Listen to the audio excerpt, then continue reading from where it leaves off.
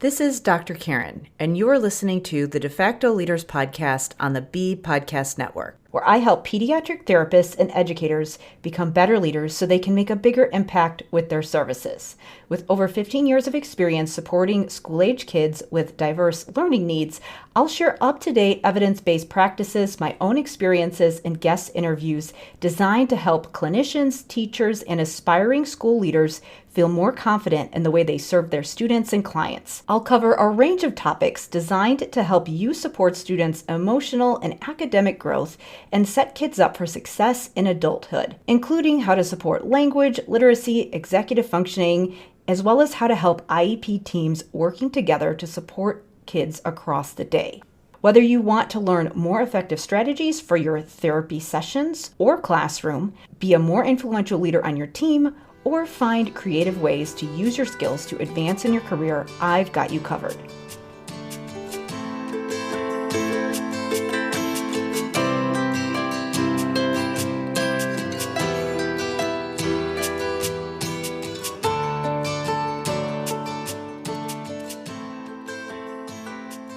Hey there, it's Dr. Karen, and welcome to episode 136 of the Facto Leaders podcast. I have been doing a lot of guest interviews lately, so I wanted to bring you a solo episode today.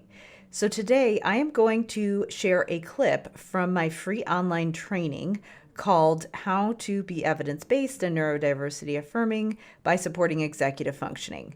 So the clip of this training I'm going to show you today is the part of the presentation where I talk about the relationship between time-blindness and anxiety.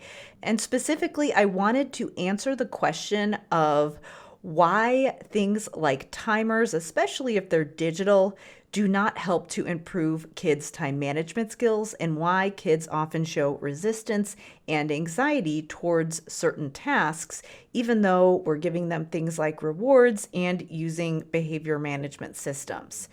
So a lot of times people in the schools will think that they're working on executive functioning, but they're only doing a portion of what they need to be doing. They're really only covering the tip of the iceberg. Supporting executive functioning goes way beyond giving kids a timer or an organizer. There's a lot more to it, and that's because a lot of the things that we're working on are internal mental processes. So when we think about anxiety and our ability to sense the passage of time as well as estimate how long things will take, this plays into our ability to plan ahead, see the future, envision ourselves being successful, and manage anxiety when we're doing something that might be challenging or unfamiliar. So it's really important that people working with kids understand this relationship, whether it be parents who are supporting their kids in the home environment, whether it's therapists who are coaching teachers and parents and working directly with kids, or whether it's the teachers and other people who are interacting with kids during the school day. So to see the full version of this training, you're going to want to go to drkarendudek-brannan.com/EF leadership. There you'll be able to register for the full webinar. It's about 90 minutes long, but today I wanted to just share the clip where I talk about the relationship between time blindness and anxiety. So I hope you enjoy it, and please let me know if you have any questions. If you have specific questions about this training, you can email me at talktomee@drkarenspeech.com. And again, if you want to see the full training, go to drkarendudek-brannan.com/EF leadership.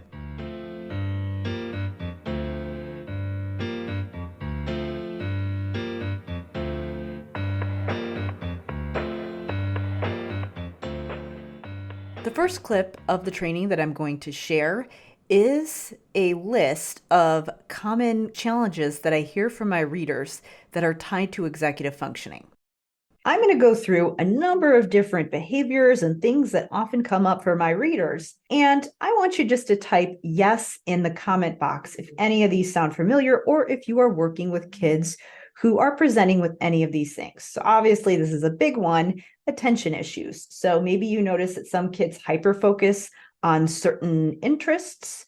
Maybe they have the opposite at other points in time where they show inattentive behaviors. They're not on task. they're off task when they're supposed to be doing their work. Additionally, you might be working with kids who have some learning differences and need some additional supports. So you're finding that across areas, they're having difficulty problem solving or inferencing. This could be during reading comprehension, or it could be during just day-to-day tasks, like getting their things together, or even just figuring out how to navigate different situations during the day. Maybe they seem like they don't learn from past mistakes. So they do one thing one day, you have a talk with them, and then the next day you find that they're repeating the same behavior that you just discussed with them. Overall, they have poor generalization. So they might learn one skill in one setting or appear to have learned it or appear to at least understand what you're saying, but they're not generalizing to other situations. On top of that, you may have students who are showing different behaviors. Maybe they're getting referred to you for behavior problems, or they have some kind of behavioral intervention plan. You find that the emotional reactions that they're showing don't seem to fit the situation. So maybe they get more upset than you'd expect based on this scenario. And you may see that they have anxiety about new situations. They tend to avoid things, refuse things, or they show behaviors that most people would describe as defiant behaviors. So maybe in their classroom, they are trying to avoid work that they have to do and they try to get out of it. Maybe parents in the home setting are saying that they're refusing to do homework, chores, those kinds of things. Additionally, maybe you're seeing some things, time management or being organized. So you have those students who miss assignments and deadlines or lose track of their things. This could be school things. This could be other belongings in their day-to-day lives. Maybe parents are reporting that they're kind of leaving things all over the house and they never know where their sports equipment are and things like that. They seem to have a poor sense of time and poor time management, whether it means that they take longer than expected to do things that you don't think should take them that long, or they have a difficult time estimating how long things will take. So as a result, they may get very nervous about things when they're just a really simple thing that they need to do, or they might wait till the very last minute and not get things done on time. Maybe even during activities, they seem to be unaware of time and unable to adjust to make sure that they get things done on time or to make sure that they're on track. And then in our final cluster of skills, you may have students that are showing issues in what we would typically consider social skills. So maybe when their peers are having a conversation, they're not participating. Maybe they're sitting off by themselves. Maybe they're, playing on their phone or doing something on their own. Or maybe they're doing the opposite and they're blurting things out when most people know that it's not the time to be talking. This could be during class or it could be during unstructured conversations. Maybe their responses appear to be off topic and not related to the conversation that's going on. Or maybe they're making comments about things that people were talking about 5 minutes ago and they're not fully following the conversation. Or maybe they're dominating the conversation or doing what's often referred to as info dumping, where they're talking about a topic that they're really interested in and they're just talking and not really paying attention to whether their conversation partner seems interested. And maybe they're not engaging in that back and forth where they're making comments and asking questions. They're just kind of sharing a lot of information. Maybe you're seeing that they have difficult time interpreting situations or others' actions or intentions. And they also may have difficulty interpreting how they're coming across to others. So maybe they're getting very upset in certain social situations, and it's causing them issues with maintaining friendships or even engaging with different authority figures in their lives, like coaches, teachers, parents, siblings. So let me know in the chat, does this sound familiar? Are you working with kids who are showing some of these things? Or maybe you have one child who is doing all of these things. So I wanted to clarify that those behaviors that I just mentioned do not mean that someone is lazy, that someone is unintelligent, even if they might be struggling with certain academic areas that we typically assume to be related to intelligence. It also does not mean that they're incapable of improving in those areas, even though some of those things that I mentioned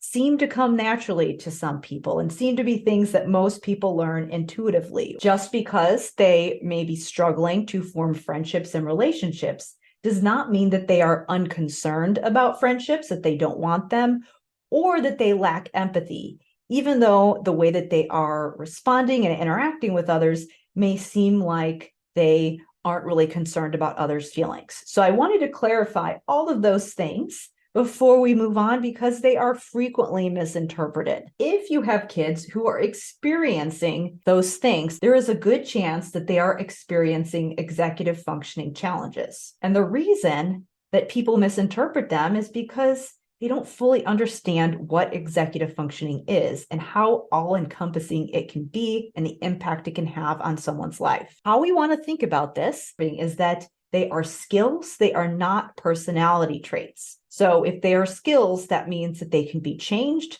they can be learned with the right supports and intervention. There may be certain things that are related to genetics that are causing them to present with that profile to begin with. We do have to consider their neurological profile, but again, it does not mean that it is something that can't be changed. It simply means that because of the way their brain works, the way that they learn those skills and the way that they can be successful may be different from other people. Because many of the things that I just mentioned are things that some people learn without having to be directly taught.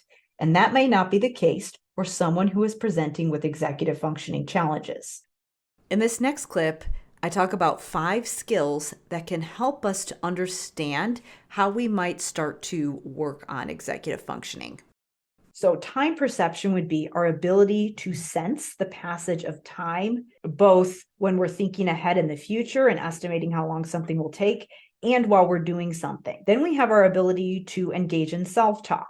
So we talk to ourselves when we're planning, when we are doing a task, and we are encouraging ourselves to look around and pay attention and persist through something that might be difficult. And then we talk to ourselves afterwards to self-reflect. We also engage in future pacing.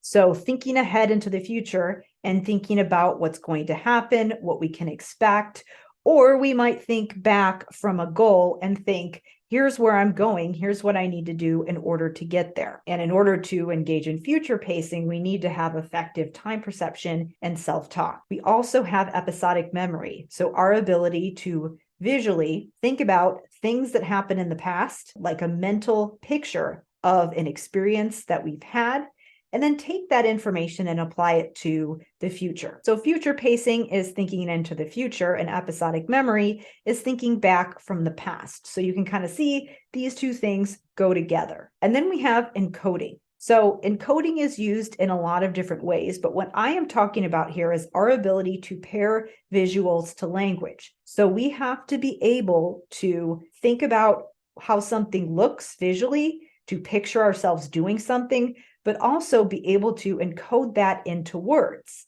And that's what enables us to use things like lists for planning. If we don't have that skill of being able to encode, then all those lists that we're using are not going to be meaningful to us. We have to be able to go back and forth between that visualization and language. One of the things that can really help us to understand the importance of executive functioning as a protective factor and as a tool for building resilience is its relationship to anxiety. So it can be difficult to tell whether or not someone is experiencing executive dysfunction because they are anxious and dysregulated, or if they are anxious because they are experiencing executive dysfunction. But regardless of the cause, it is still a protective factor to support kids' executive functioning. This is one of those cyclical things where if you intervene with proactive protective strategies, it can support mental health and resilience, even if we're not 100% certain if the anxiety is resulting from executive dysfunction or if it is due to other things. One of the ways that we can start to understand this relationship is to understand time perception and how it relates to executive functioning challenges. So if we have strong executive functioning and someone tells us a certain length of time, or even gives us a task, and we understand how long it might take, then we get a sense for what that unit of time means in reality. We can visually feel it, sense it, get an idea of how long we're going to be doing that task. You may even picture 15 minutes on a clock. You have a sense for what that means. Or maybe you might think of your Google Calendar and think of that block of time that shows what 15 minutes is.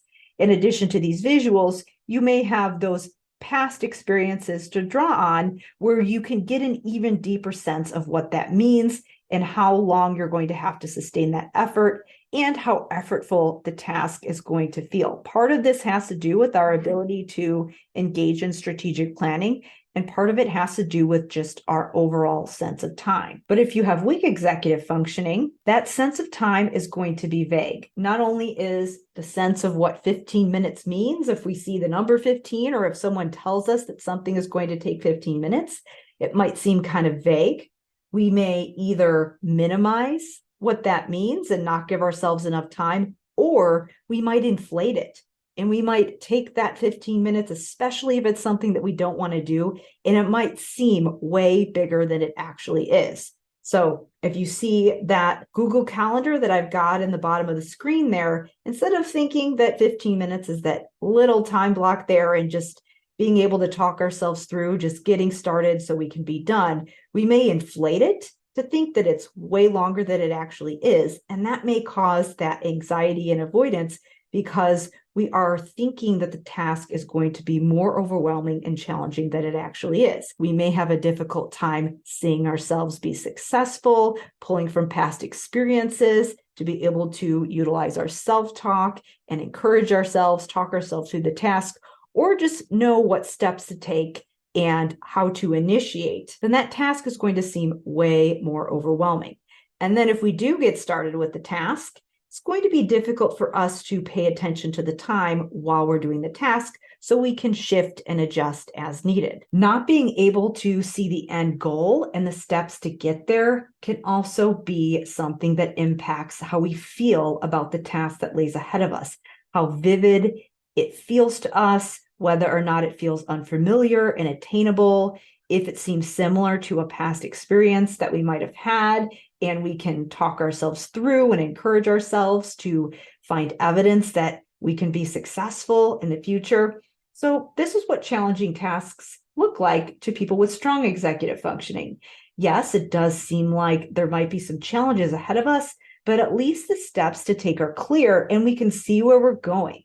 So while we might experience some discomfort, we might be a little bit nervous, we can get ourselves through it. It feels manageable. But things might seem much less clear if you have executive functioning challenges. The steps to take might seem unclear, and the end goal might be a little bit vague. So the experience overall just seems unfamiliar. And it's pretty normal to feel uncomfortable and nervous about something if we don't know what to expect. But this might be amplified if someone is experiencing executive dysfunction, because not only do they not know what to expect, they may have a difficult time with the self-talk and self-regulation piece. So when that anxiety occurs, they have a more difficult time with managing it. And so whether the anxiety is a symptom or a cause, it still makes sense to support these skills, because if someone is experiencing anxiety because of executive dysfunction and we teach them skills that are going to improve their ability to plan and improve their sense of time, well, that's going to minimize their anxiety because they're going to be able to see and feel and believe that they can be successful and see the path ahead of them. And if we have a person who's experiencing anxiety, that planning and those skills that help them plan ahead and really get a sense for how long the effort will be and how difficult a task will also be proactive things that can help them prepare for and manage anxiety. I don't know about you, but when I'm anxious about something, it does make me feel better when I front load and I plan. In this final clip that I'm going to share, I talk about the relationship between time blindness, executive functioning, and anxiety, as well as how this can tie in to behavioral supports and some common classroom management strategies that are often done. Now, I wanted to talk a little bit about service delivery model and where there are some points of confusion. And this is one of the mistakes that multidisciplinary teams often make.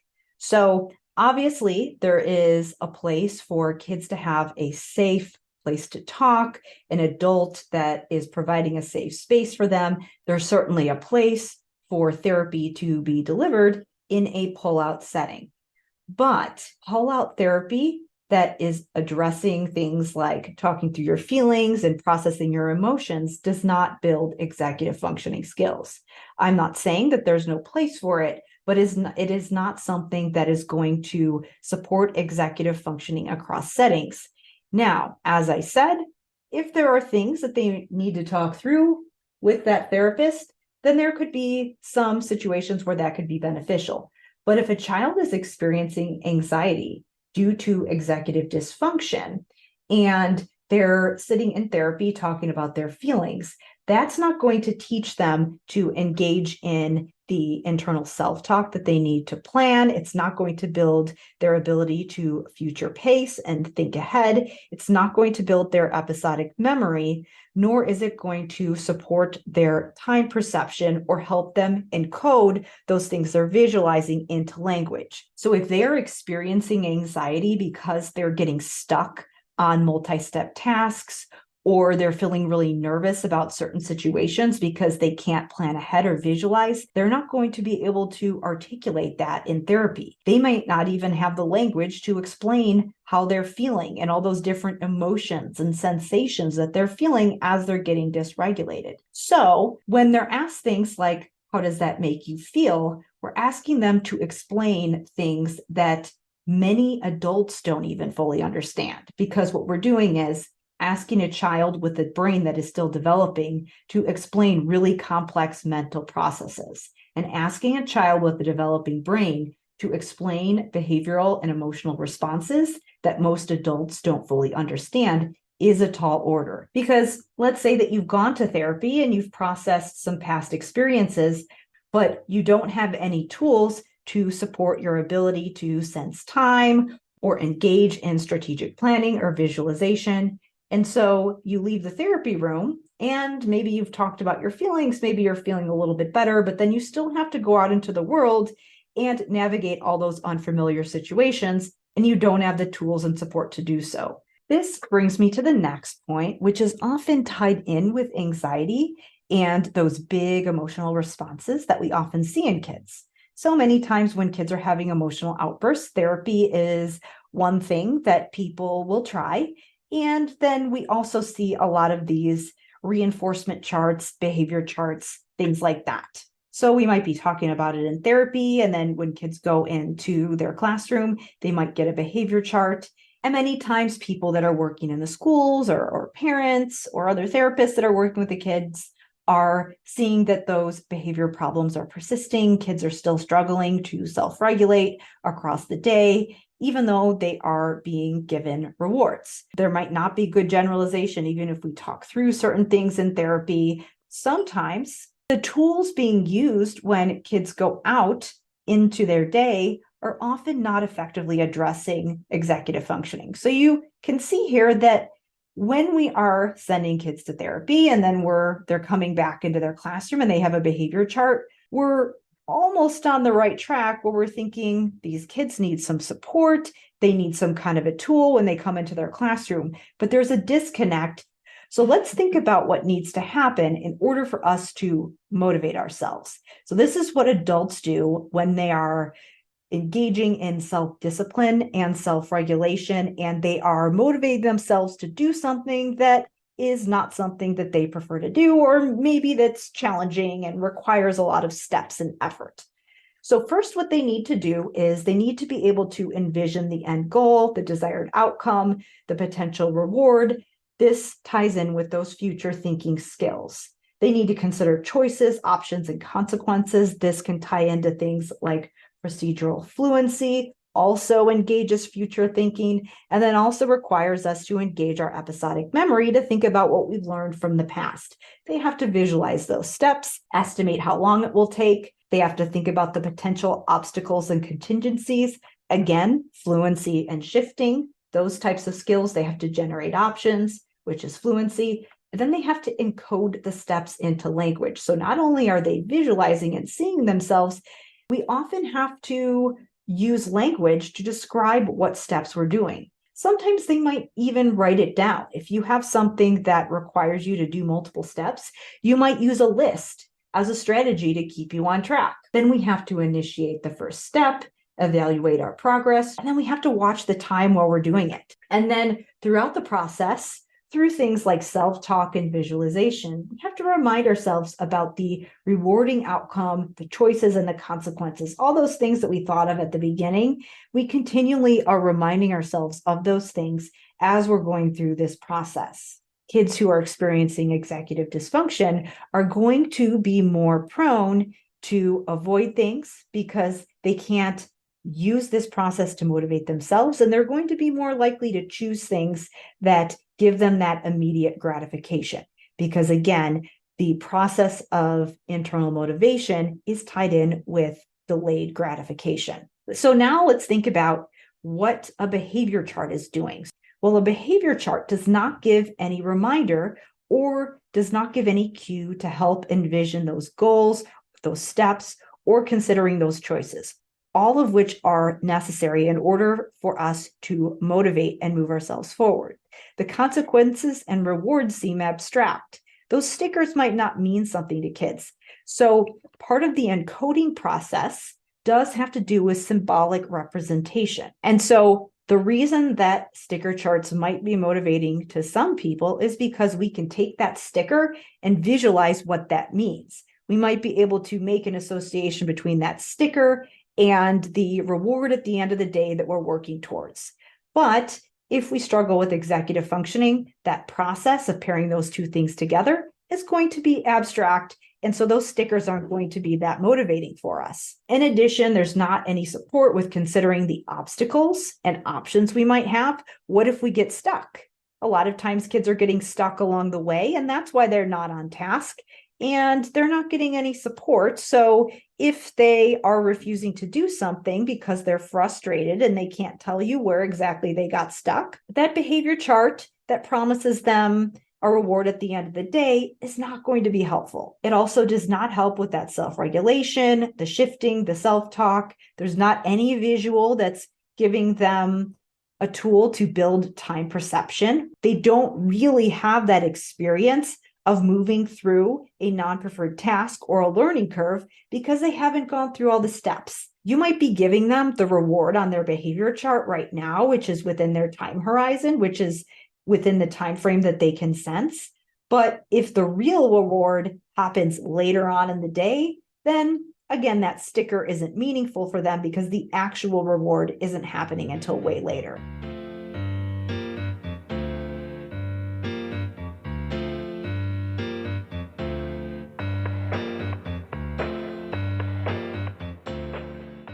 Thank you so much for listening. Again, if you want to check out the full training, go to drkarendudek-brannan.com/EF leadership. In this training, I reveal why kids continue to experience anxiety or behavioral challenges even though they're going to therapy or have a behavior plan, common mistakes multidisciplinary teams make when teaching executive functioning, and why lists, planners, and behavior charts often aren't working, as well as why kids continue to struggle with problem solving and friendships even though they're going to therapy and social skills groups. So to check out the full training, go to drkarendudek-brannan.com/EF leadership.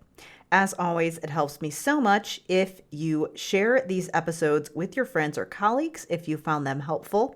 If you rate and review the De Facto Leaders podcast, wherever you listen to your podcasts. And finally, if you're interested in being on the show, or if you know someone that would be a great guest for the show, please email me at talktome@drkarenspeech.com. Thank you so much for listening, and I will see you next time.